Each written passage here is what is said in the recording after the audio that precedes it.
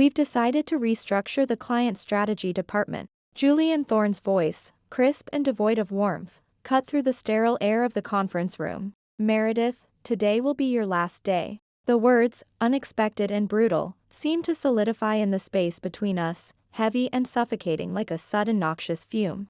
I stared across the polished expanse of the table at Julian, the relatively new chief operating officer who had joined Sterling Partners a mere 8 months ago. His face was a carefully constructed mask, an unnerving blend of feigned corporate regret and chillingly detached professionalism. It was an expression I suspected he practiced in the mirror. After 25 years? My voice, somehow, remained steady, a betrayal of the seismic shockwaves tearing through me. Business decisions aren't personal, Meredith, he replied smoothly, sliding a plain manila folder towards me. The folder felt ominous, a symbol of dismissal. HR has prepared a severance package. He ticked off the points with cold precision. 2 months' salary and continuation of benefits through the end of the quarter. Brenda from HR, seated beside him like a silent accomplice, offered a brief, sympathetic nod but diligently avoided making eye contact. Her discomfort was palpable, yet offered no solace. The necessary downside affects several departments, she added, her voice low and rehearsed. This isn't a reflection on your performance, Ms. Shaw. Wasn't it, though? The unspoken truth hung heavier than their spoken platitudes. In my late 50s, I was the most senior, the most experienced employee in client strategy. My salary reflected that depth of experience that had been instrumental in transforming Sterling Partners from a fledgling consulting firm operating out of a cramped office into a recognized industry leader. Experience Julian now deemed a liability. Does Walter know about this? I asked, my voice tight, referring to Walter Sterling, the founder and chairman who had personally recruited me. Believed in me, a quarter of a century ago. A flicker of something, annoyance? Tightened Julian's jaw. All leadership members were consulted on the restructuring decisions. His answer was deliberately vague, a masterclass in corporate non-speak. It told me everything I needed to know. Walter had been tied up in London for the past 3 weeks, navigating the complexities of our European market expansion. Convenient timing for Julian. Best of luck in your future endeavors, Julian concluded, offering a smile that was purely mechanical, utterly devoid of warmth. Failing spectacularly to reach his cold eyes. The finality of his tone was like a door slamming shut. Security will escort you while you clear out your desk. He added, almost as an afterthought, standard protocol. Standard protocol. The irony burned. I had helped draft that very protocol 12 years ago, never once imagining it would be applied to me. My name is Meredith Shaw. Until 10 minutes ago, I held the title of Head of Client Strategy at Sterling Partners, one of Boston's premier consulting firms. For 25 years, I had poured my energy, my intellect, my very being into this company. I devoted my career to forging deep, lasting relationships with our clients, understanding their intricate needs, anticipating their unspoken concerns, and ensuring they felt fundamentally valued, far beyond the transactional nature of billable hours. In an industry rife with firms perceived as interchangeable cogs, I had painstakingly worked to make Sterling Partners irreplaceable in the eyes of those we served. Now, I was being summarily discarded, tossed aside like an obsolete policy manual, deemed irrelevant. My reward for a quarter-century of unwavering dedication? A severance package tucked inside a cheap manila folder and a string of empty platitudes. The security guard, a young man looking profoundly uncomfortable, hovered near my desk as I began the methodical, humiliating process of packing my professional life into a cardboard box. Each item felt like a tiny stab. Photographs capturing moments of shared success with clients at charity galas. Handwritten thank you notes from the executives at Horizon Manufacturing after we guided them through a challenging corporate restructuring. The heavy crystal paperweight Walter had presented me on my 20th anniversary with the firm, a symbol of loyalty now rendered meaningless. My personal phone buzzed insistently on the desk. I text message. It was from Vivian Holloway, the formidable CEO of Holloway Dynamics, our largest and arguably most demanding client. Meredith, hearing some unsettling rumors about changes at SP. The message was direct, typical Vivian. Our quarterly review is scheduled for next week. Need to talk. Call me ASAP. I glanced up, my heart sinking further. Through his glass office wall, I saw Julian watching me, already on his phone, his expression smug. No doubt spinning the narrative, attempting damage control before the damage was even fully realized. What Julian, in his arrogant focus on spreadsheets and bottom lines, failed utterly to comprehend was that genuine client relationships couldn't simply be transferred via memo or reassigned with a few clicks in a database. They were intricate tapestries woven from threads of trust, earned consistency, and authentic personal connection. And he had just violently severed me from 25 years' worth of those invaluable connections. My mind flashed back to 1998. I joined Sterling Partners when the firm occupied just half a floor in a modest downtown Boston building. We had exactly 17 clients back then. Walter Sterling was in his early 40s, a man brimming with infectious ambition, fiercely determined to build a different kind of consulting firm. One where genuine client satisfaction truly mattered more than just maximizing billable hours. Numbers are the language of business, Meredith, he had told me during my final interview, his eyes alight with passion. But relationships, he emphasized, leaning forward, relationships are its heart. Anyone can learn to crunch numbers, not everyone possesses the instinct to build unwavering trust. Over the long years that followed, I had lived and breathed that founding philosophy. While ambitious colleagues chased promotions through high-visibility projects and navigated the treacherous currents of office politics, I remained steadfastly focused on becoming indispensable to our clients. I made it my business to remember their children's names, their college aspirations. I learned instinctively which clients craved exhaustive technical explanations and which preferred concise, big-picture summaries. I meticulously tracked their company milestones, leadership transitions, and strategic pivots, enabling us to anticipate their future needs proactively rather than merely reacting to them. "You're the relationship architect, Meredith," Walter had declared warmly during the small celebration marking my 20th anniversary with the firm. "You've painstakingly built the foundational structure that supports everything we achieve here." The firm had flourished under Walter's initial leadership, growing steadily, organically. But the atmosphere began to shift noticeably about 2 years ago when we accepted significant outside investment from Vanguard Equity Partners to aggressively fuel expansion. A new breed of partners joined the leadership team, armed with prestigious Harvard MBAs and strategic visions that increasingly prioritized cold efficiency metrics over the nuanced art of client experience. Julian Thorne, with his slick PowerPoint presentations and ruthless, unwavering focus on the bottom line, had been the most overtly aggressive, the most disruptive, of these new additions. Since his arrival 8 months prior, employee turnover, particularly among long-serving staff, had alarmingly increased by nearly 40%. The unofficial company motto seemed to have insidiously shifted from Walter's foundational clients first mantra to Julian's starkly contrasting maximum value extraction. I had repeatedly voiced my growing concerns during executive strategy meetings, presenting data that showed our hard-won client retention rates were beginning to subtly, yet undeniably, slip. "We're sacrificing long-term stability and trust for illusory short-term gains," I had argued forcefully in one particularly tense meeting. "The market is evolving rapidly, Meredith," Julian had responded dismissively, barely looking up from his tablet. "We need to adapt or face obsolescence." He'd added, with a condescending edge, "Some of our legacy processes, frankly, are outdated." Legacy. Outdated.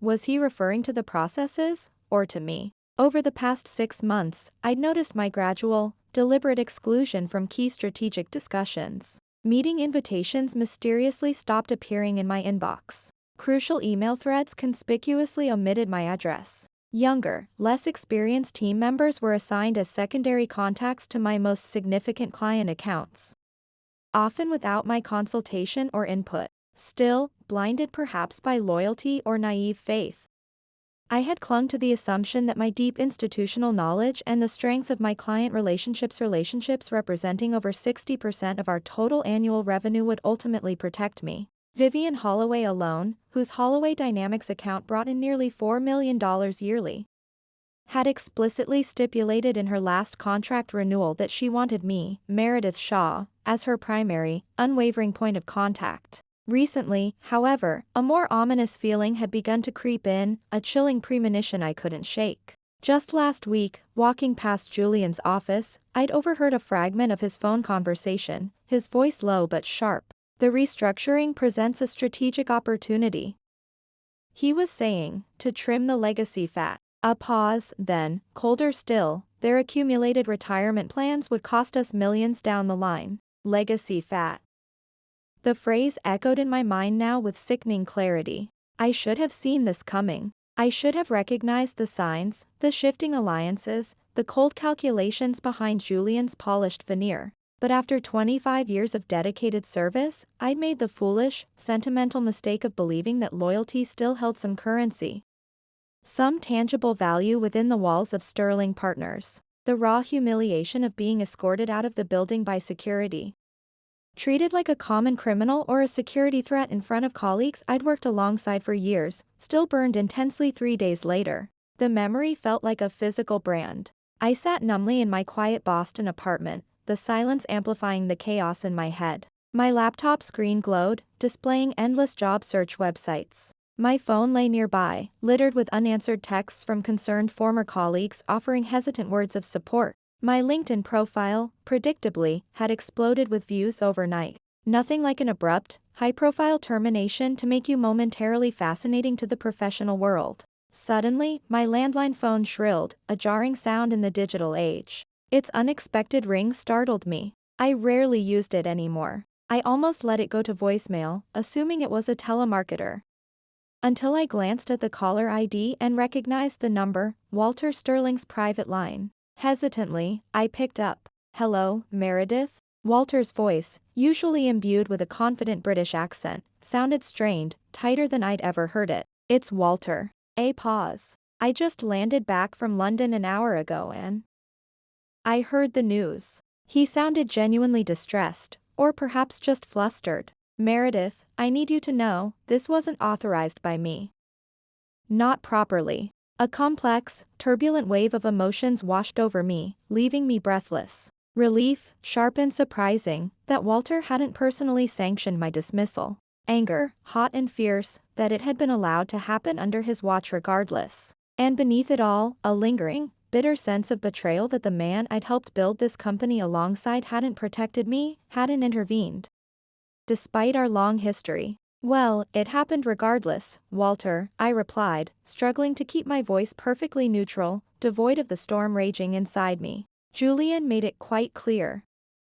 He mentioned all leadership members were consulted. I was deliberately sidelined, Meredith, Walter insisted, his frustration now clearly audible, tinged with something that sounded like panic. Julian and his faction, they waited until I was completely entangled overseas with those EU regulatory negotiations. They rammed it through the executive committee on some flimsy emergency approval basis, he continued, his voice rising slightly. Cited an immediate necessity to improve quarterly projections before the big investor meeting next week. The excuse felt thin, calculated. 25 years, Walter, I stated flatly, the weight of those years pressing down on me. 25 years of my life dedicated to this firm. I deserved more than a rushed, 10-minute meeting and a security escort out the door like I'd stolen office supplies. You deserved much, much better, he agreed quickly, his voice softening, attempting solace. You know you did. A beat of silence.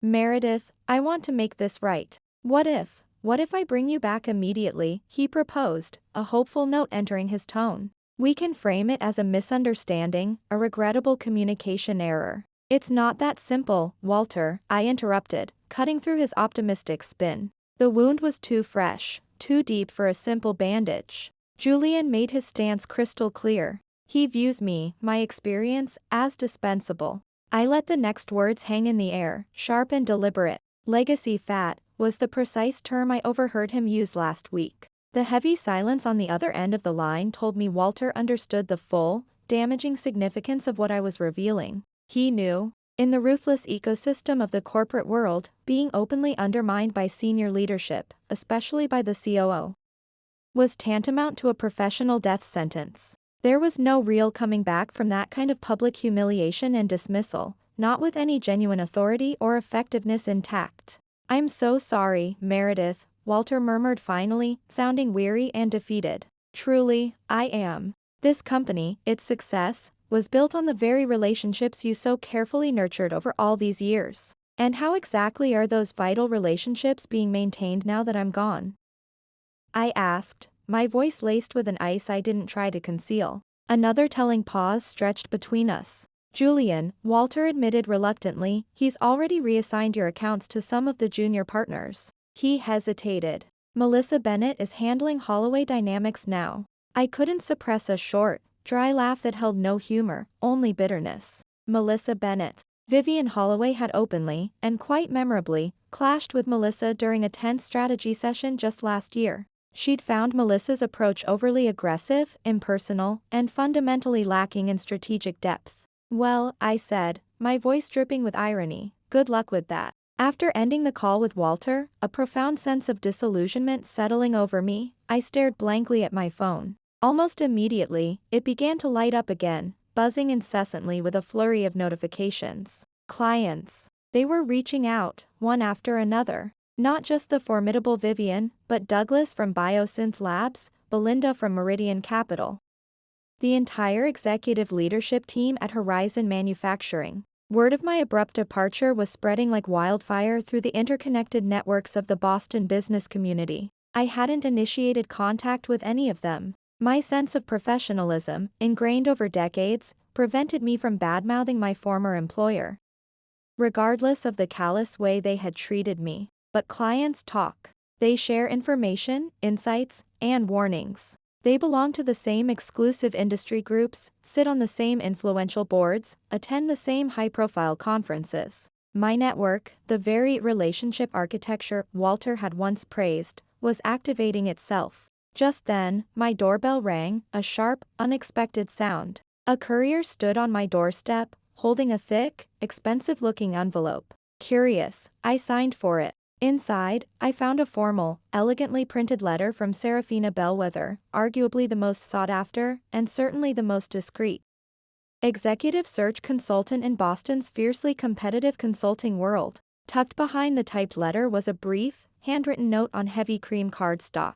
Meredith, it read in sharp, decisive strokes. Heard what happened at SP? Utter madness. Several prestigious firms would deeply value your client portfolio and expertise. Dinner tomorrow evening to discuss options? I carefully set the letter and note down on my coffee table, a whirlwind of thoughts racing through my mind. I pictured Julian's smug, self-satisfied face as he delivered the termination news. The sheer arrogance of it. The calculated cruelty. I wasn't going to actively sabotage Sterling Partners. My professional ethics wouldn't allow it. But suddenly, I realized with chilling certainty, I didn't need to. They had already lit the fuse themselves. The next morning, my phone rang sharply at precisely 7:38 a.m. Vivian Holloway. She was never one for wasting time with trivial pleasantries. Meredith, tell me you're not actually gone from Sterling Partners, she demanded without preamble, her voice taut with impatience. Vivian, good morning, I replied calmly, pouring myself a much-needed cup of coffee, stalling for a moment.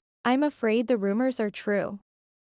I am restructuring, they're calling it, Vivian snapped, her voice laced with undisguised contempt. Restructuring?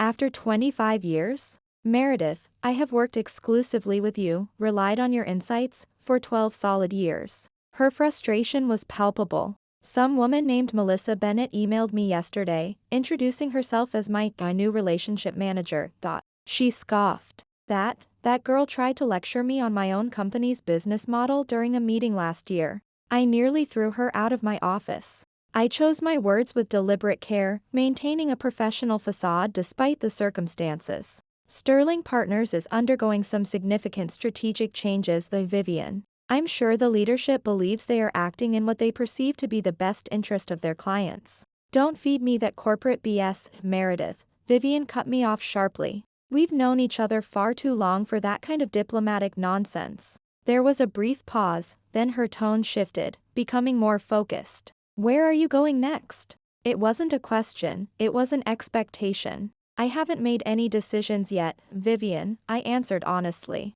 It's all still very sudden. Well, decide quickly, she commanded, her voice leaving no room for argument. Our multi-million-dollar contract with SP is up for renewal in exactly 60 days. And let me be perfectly clear, I would much prefer to follow you, Meredith, wherever you land. This was the critical juncture. The moment professionalism dictated I should offer reassurances about Sterling Partners.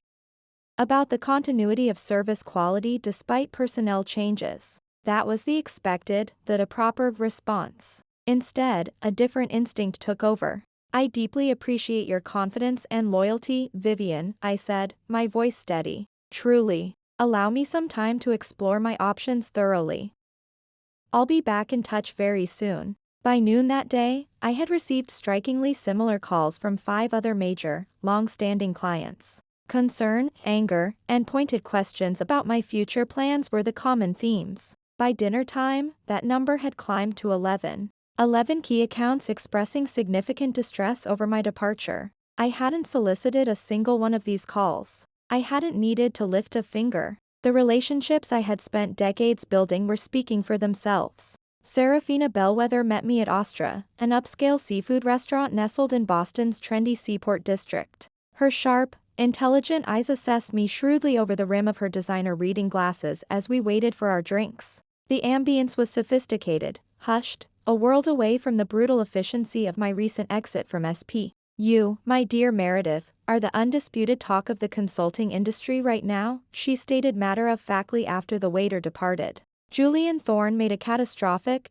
potentially career-ending, mistake. Perhaps, I replied noncommittally, sipping my water, unwilling to show my hand just yet. Serafina let out a low, knowing laugh. Always the diplomat, even now. That composure, that strategic reserve, it's a significant part of your appeal, you know. She slid a sleek, leather-bound folder across the polished table towards me. 3 top-tier firms are extremely eager to meet with you. Immediately. 2 of them, she added, tapping the folder lightly, are already drafting proposals to create a bespoke senior partnership position specifically designed to bring you, and, let's be candid, your coveted client relationships, on board. My eyes scanned the preliminary compensation figures outlined within the folder. I nearly choked on my water. The numbers were staggering, almost double my previous salary at Sterling Partners. Plus equity participation. They're not just paying for your considerable expertise, Meredith, Serafina explained, accurately reading my stunned expression. They understand the market. They're paying a premium for access to your little black book, as it were. Your unparalleled client loyalty. The bitter irony wasn't lost on me. Discarded by Sterling Partners as an expensive piece of legacy fat, I was now apparently worth twice as much to their direct competitors. A fierce, vindicating heat spread through my chest. I couldn't help but wonder, with a certain grim satisfaction, if Julian had factored this particular market reality into his ruthless cost-cutting calculations. The following morning, my phone rang again. Walter. His voice sounded even more strained than before, bordering on frantic. Meredith, I need to see you, he said, dispensing with pleasantries. The agitation in his tone was palpable. Can you possibly come to the office?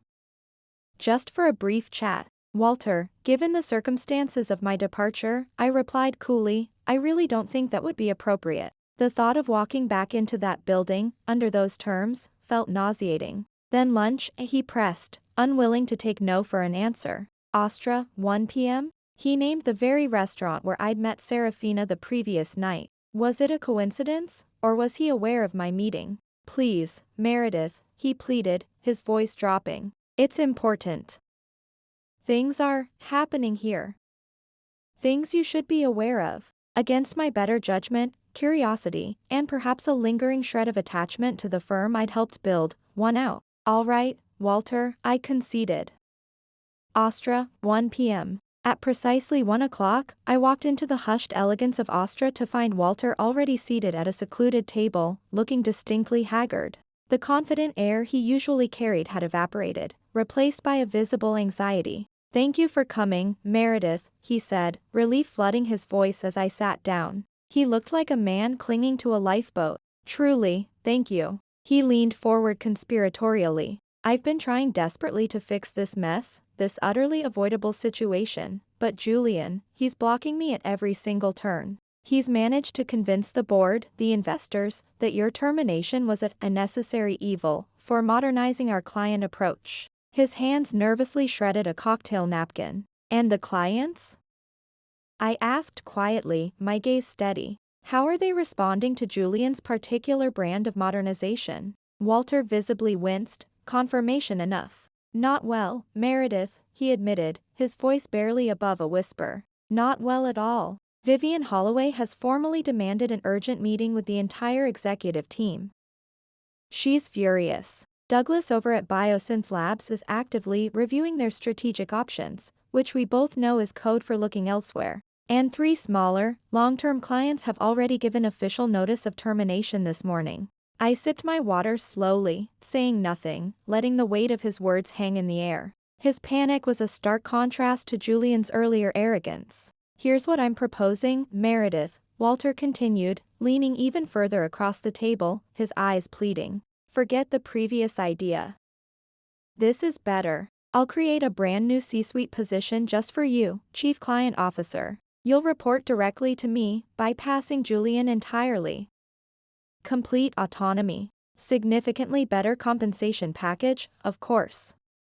More strategic influence. It sounded perfect. Tempting, even.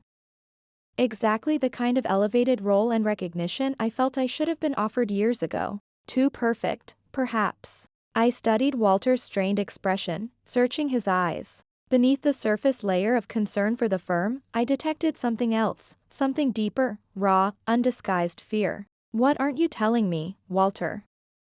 I asked softly but directly. He hesitated, avoiding my gaze, then let out a long, shuddering sigh. The carefully constructed dam of his composure finally broke. Julian, he has a detailed plan in motion to push me into early retirement, he confessed, his voice cracking slightly. He's been systematically consolidating power for months, building alliances with the newer partners, the ones Vanguard Equity brought in. If this client situation deteriorates any further, if revenues drop significantly before the investor review.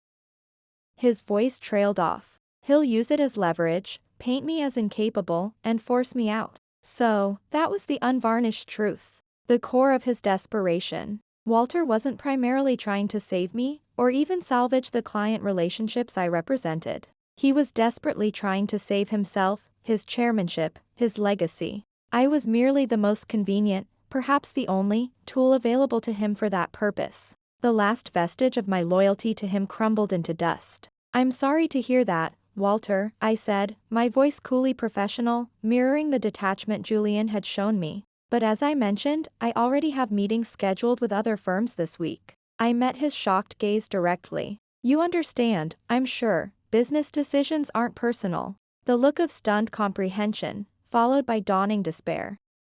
That spread across Walter's face as I deliberately threw Julian's callous words back at him. It almost made the entire agonizing ordeal worthwhile. Almost. Over the course of the following week, I met formally with all 3 firms Serafina had recommended. Each meeting unfolded along a remarkably similar pattern, effusive.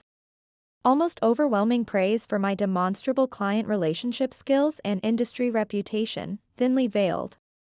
Probing questions about which specific, high-value clients might potentially follow me, and progressively more generous, almost competitive compensation offers. By the end of the week, I found myself strongly leaning toward Apex Strategy Group. ASG was a dynamic, mid-sized firm whose core values and client-centric philosophy strongly reminded me of the original foundational principles of Sterling Partners, before the investors and Julian's influence had shifted its focus. Crucially, their offer included a full equity partnership, a level of recognition and ownership I had never been offered at SP. Despite my pivotal contributions to the firm's substantial growth over 25 years. Meanwhile, back at Sterling Partners, the situation was apparently deteriorating even faster than I, or perhaps even Walter, had anticipated. Industry blogs and financial news sites were buzzing with reports of significant client unrest and escalating leadership tensions within the firm. My former assistant, Leo, now a junior associate, kept me discreetly updated via encrypted text messages. Vivian Holloway had indeed met with the SP executive team, and according to Leo, had left the meeting visibly furious, uttering threats about breach of contract. Douglas from Biosynth Labs had formally canceled their upcoming quarterly strategy review, a clear signal of serious displeasure. Even Horizon Manufacturing, a client known for its deep institutional loyalty spanning nearly 2 decades, was now rumored to be actively soliciting proposals from competing consulting firms. The foundations I had helped build were visibly crumbling. Then came the phone call that irrevocably changed the trajectory of everything. Meredith Shaw, I answered crisply, simultaneously reviewing Apex Strategy Group's detailed partnership offer letter on my laptop. Ms. Shaw. The voice was unfamiliar, male, professional. This is Jeffrey Hammond from the Boston Sentinel. I sat up straighter instantly, my focus sharpening. The Sentinel was the undisputed Bible of Boston's intricate corporate and financial world. Getting profiled in its pages could make or break careers. I'm working on an in-depth story about the recent leadership changes at Sterling Partners, Hammond continued, and specifically their significant impact on client relationships. Several independent sources have mentioned your name prominently, Ms. Shaw. Would you be willing to offer any comment on the situation? This was treacherous territory. Anything I said, even seemingly innocuous comments, could potentially be twisted and construed as disparaging my former employer. That could expose me to legal action under the stringent non-disparagement clause included in my severance agreement. Mr. Hammond, I'm not really comfortable commenting on internal operational matters at Sterling Partners, I replied carefully,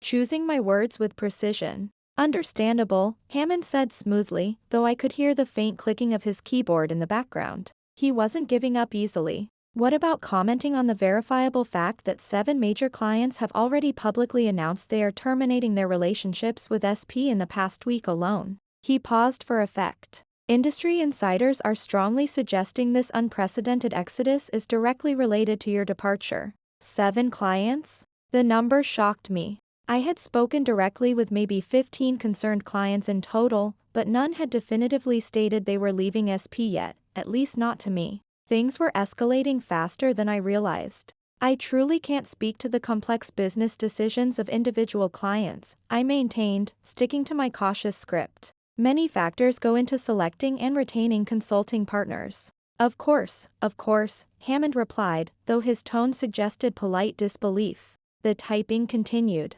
Just one more question, Ms. Shaw, if I may. Do you have any comment on the existence of a letter, reportedly signed by executives representing 26 of Sterling Partners' key clients, formally demanding that Walter Sterling replace Julian Thorne as Chief Operating Officer? I nearly dropped the phone. My carefully maintained composure wavered for the first time. 26 clients? An organized, signed demand to oust Julian? This went far beyond individual expressions of discontent. This was a coordinated revolt. I have absolutely no knowledge of any such letter, Mr. Hammond, I stammered, regaining control.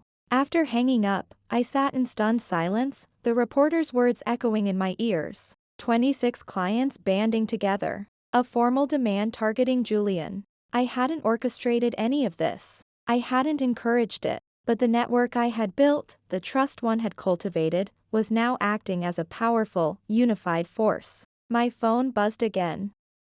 A text from Leo. Emergency all-hands meeting called for 9 a.m. tomorrow. Partners flying in from everywhere, London, Chicago, SF. Mood here is absolute panic. Julian looks like he's about to have a stroke. An hour later, my phone rang once more. Walter. His voice was raw, stripped of any pretense. Meredith, did you organize this client revolt? He demanded without preamble, accusation heavy in his tone. I have done absolutely nothing, Walter, I stated firmly, truthfully. I haven't solicited a single client. I haven't encouraged anyone to leave or make demands. Then how the hell do you explain this? He sounded utterly desperate, panicked. 70% of our active client base is now threatening to walk. The board is in full-blown panic mode. Vanguard Equity is breathing down my neck, demanding answers I simply don't have. Perhaps, I suggested coolly, unable to resist twisting the knife just slightly. Perhaps they simply value relationship continuity and proven expertise more than short-sighted, cost-cutting efficiency measures. This isn't a damn joke, Meredith, he almost shouted. 25 years.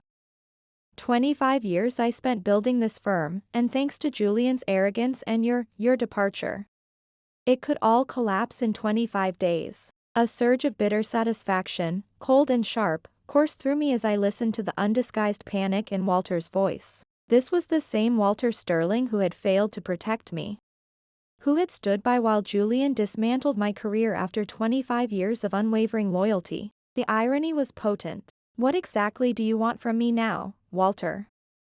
I asked quietly. "Come back," he pleaded, the desperation raw. "Please, Meredith. Come back. Not as chief client officer. Forget that. Come back as a full equity partner. Help me stabilize this situation. Help me save the firm." Partner. Full equity partner. The position, the recognition, I knew I had deserved for at least the past decade, but had been repeatedly denied. Subtly blocked by internal politics and perhaps Walter's own reluctance to share ultimate control. "And Julian?" I asked, my voice level. Walter's voice hardened instantly, laced with newfound steel. "The board is convening an emergency session tonight. His future," he stated unequivocally, "will be decided before tomorrow morning's all-hands meeting." I glanced at the Apex Strategy Group offer still glowing on my laptop screen. Partnership there promised a comfortable, highly lucrative future, free from the toxic history and political minefields of Sterling Partners. It was the logical, rational choice. But those client relationships. 25 years of building trust, navigating challenges, celebrating successes together. They weren't just accounts on a spreadsheet, they were, in many profound ways, my life's work. Could I simply walk away? "I need to think about it, Walter," I said finally, buying myself time. "I'll give you my definitive answer in the morning, before the meeting." Sleep eluded me completely that night. I paced the confines of my apartment, the city lights painting shifting patterns on the walls. My mind a whirlwind of conflicting options and emotions. Returning to Sterling Partners felt fraught with difficulty. It would mean facing the silent judgment, the awkward pity, of colleagues who had witnessed my humiliating exit without a word of protest. It would mean navigating the treacherous political aftermath of Julian's inevitable downfall, a downfall I hadn't engineered but would undoubtedly, and perhaps unfairly, be blamed for by some. The firm's very culture had been demonstrably deteriorating for years. One leadership change, even a drastic one, wouldn't magically fix the underlying issues overnight. On the other hand, Apex Strategy Group offered a genuinely fresh start. New colleagues, a seemingly healthier culture, exciting new opportunities for growth. The compensation was exceptional, the equity partnership concrete and immediate. I could bring the clients who wished to follow me and build something new, something vibrant, on a foundation of mutual respect. By 6 a.m., as the first hints of dawn began to streak the Boston sky, I had made my decision. It felt clear, sharp, and undeniably right. I picked up my phone and called Serafina Bellwether, knowing she, like me, was an early riser. "Serafina, it's Meredith. I'm accepting the Apex offer," I told her firmly. "An excellent, strategically sound choice, Meredith," she replied without hesitation, her voice crisp and approving. "I'll inform Apex immediately. They will be absolutely thrilled. There's just one more thing, Serafina," I added, a new, bolder plan solidifying in my mind. "A condition Apex needs to meet." I quickly outlined my audacious proposal. Serafina listened intently, a moment of silence hanging on the line after I finished. Then, she let out a low, appreciative chuckle. "Ruthless Meredith Shaw. I love it. Absolutely brilliant. Consider it done. I'll present it to the Apex leadership this morning as non-negotiable." At 8:45 a.m., precisely 15 minutes before the scheduled all-hands meeting, I walked through the familiar glass doors of Sterling Partners for the first time since my termination. The air felt thick with tension. The receptionist's eyes widened in disbelief as I approached her desk. "Ms. Shaw?" "Meredith." She stammered slightly. Are you here for the all-hands meeting?" "I am," I replied calmly, projecting an aura of confidence I didn't entirely feel. "Walter is expecting me." The main conference room was packed to capacity when I arrived, a palpable sense of anxiety crackling in the air. Partners who normally attended such meetings virtually had flown in from across the country, their faces grim. Junior staff lined the walls, their expressions a mixture of apprehension and morbid curiosity. Walter stood at the front of the room, flanked by several stone-faced board members. Julian Thorne was conspicuously, tellingly, absent. A sudden, heavy hush fell over the room as I entered and calmly took a place near the side. Every eye was on me. Walter's expression visibly flooded with relief when he saw me. He clearly misinterpreted my presence. "Thank you all for coming on such short notice," he began, his voice slightly shaky despite his efforts at composure. "As you are all acutely aware, the firm is currently facing unprecedented client concerns following some recent staffing decisions." His eyes flickered towards me again, a silent acknowledgement. However, he continued, forcing a more confident tone. "I am extremely pleased to announce that Meredith Shaw has graciously agreed to return to Sterling Partners." He paused for dramatic effect. "Effective immediately, she will rejoin us as a full equity partner, leading our newly formed, strategically vital client relations division." A wave of murmurs, whispers of shock and surprise, rippled through the crowded room. Walter raised his hand, calling for silence. "Additionally," he announced, his voice hardening, "I must inform you that the board has unanimously voted to remove Julian Thorne as Chief Operating Officer, effective immediately." His management approach, Walter stated firmly, was ultimately deemed inconsistent with our firm's core values and our unwavering commitment to our clients. The atmosphere in the room became instantly electric. Shock, palpable relief, and deep uncertainty seemed to mingle almost visibly in the air. Years of simmering resentment towards Julian likely surfaced in that moment for many. "Meredith," Walter said, gesturing towards the front with a relieved smile, "would you perhaps like to say a few words?"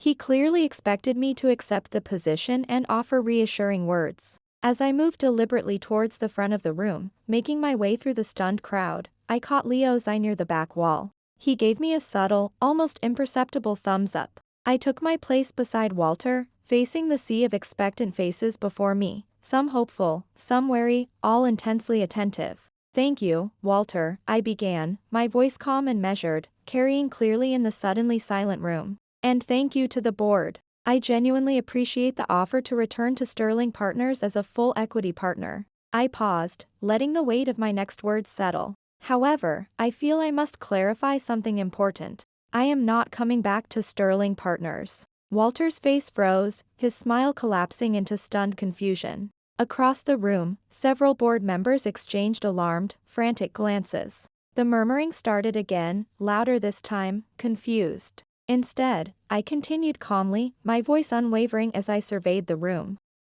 "I am pleased to announce that I have accepted a senior partnership position at Apex Strategy Group." I let that sink in for a beat before delivering the final blow. "Apex Strategy Group," I clarified, meeting Walter's horrified gaze directly, "which, as of this morning, has just completed acquisition negotiations with Vanguard Equity Partners to purchase a controlling interest in Sterling Partners." The room erupted. Shocked gasps, angry shouts, panicked questions, chaos descended. Walter looked as though he had been physically struck, his face paling, his mouth slightly agape. "The transition process will begin effective next week," I continued, raising my voice slightly to be heard above the din once the initial shockwave subsided somewhat. "Apex Strategy Group has assured me personally that they deeply value the institutional knowledge and the client relationships that have been built here at Sterling Partners over many years." I paused, then added deliberately, echoing Julian's earlier rhetoric, "There are currently no plans for mass layoffs or major restructuring, unless,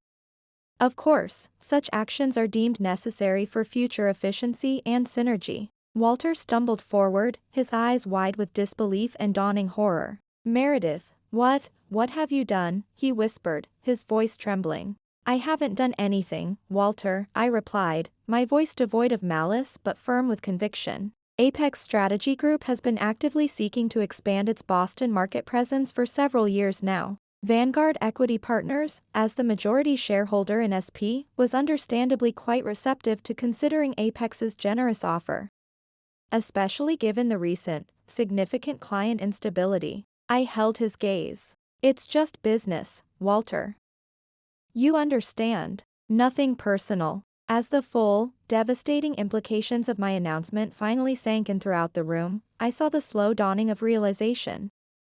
of bitter understanding, in Walter's eyes. He had failed to protect me when it truly mattered. He had allowed loyalty, the very bedrock of the firm he founded, to be sacrificed on the altar of short-term financial gains and political expediency. Now, facing his own imminent obsolescence, his own powerlessness, he finally understood the true, catastrophic cost of those decisions. The meeting dissolved into utter chaos behind me as I turned and walked calmly towards the exit, my head held high. My phone buzzed in my pocket.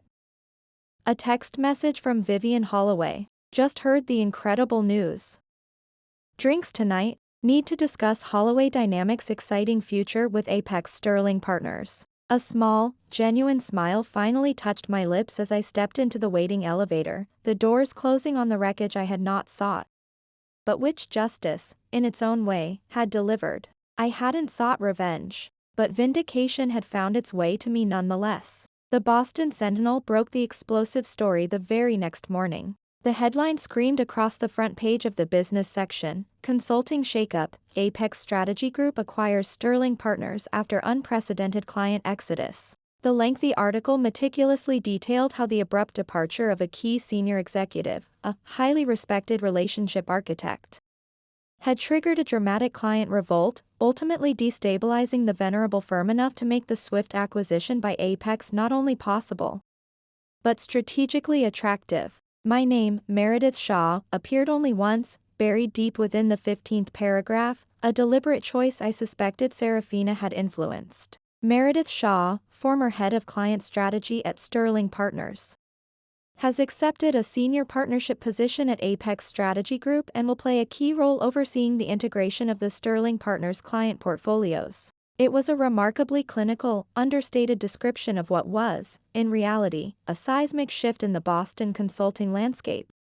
A stunning reversal of fortune. Within the span of 3 tumultuous weeks, I had transformed from a discarded, terminated employee into the executive strategically positioned to control the fate and future direction of the very firm that had so callously cast me aside. The complex integration planning process began immediately. I worked primarily from Apex's sleek, modern offices overlooking the harbor, meticulously reviewing intricate organizational charts, financial statements, and detailed client portfolios from both firms. Each day brought a seemingly endless parade of my former Sterling Partners colleagues to my new door. Some came seeking genuine reassurance about their future positions within the newly merged entity. Others, suddenly effusive, arrived seemingly eager to remind me how they had always deeply respected my work, or how they had privately disagreed with Julian's heavy-handed decision all along. The sycophancy was almost nauseating. Walter requested a formal meeting precisely 1 week after the acquisition announcement.